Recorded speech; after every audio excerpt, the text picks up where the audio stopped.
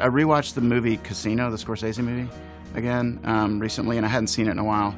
And all I could think of was, like, if you squint, this could be Silicon Valley. It's kind of like how much money are you moving through the doors? How many users do you have coming through the doors? House always wins. Winner takes all, and it's all or nothing, and jackpot for a tiny, tiny few people. It's very easy for people who are working in the tech industry to be in a bubble and not be exposed to the rest of the world or understand that there are really large issues that are going on outside of our little bubble. What keeps you up at night? I mean, I would hope that anybody who's got a pulse is kept up at night by the fact that the premise of that movie, Elysium, actually seems to be more and more realistic. That it does feel like there's this kind of spaceship leaving Earth with 1%ers on it.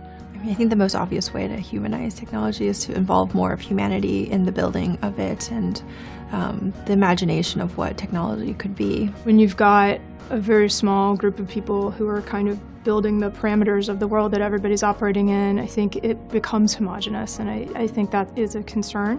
There's still a very long road to go because I don't believe there's been any change in the fact that only 1% of VC-backed startups have a Black or Latino on the founding team. And the numbers that Google released, only 10% of Google is non-white or non-East Asian. I think there's going to be a market correction in the obsession with this kind of anti-humanities bent to everything right now when you think about, like, education. That everything's got to be STEM, and that if you're not in science and technology, then you're worthless.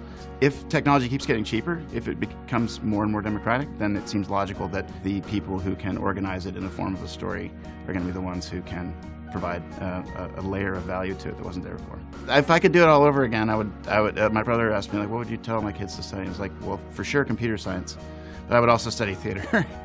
Actually do really believe in liberal arts as well, and I think it's really important to have a diversity of thinking and having people who come from different perspectives who can be able to lend their views into what's being created.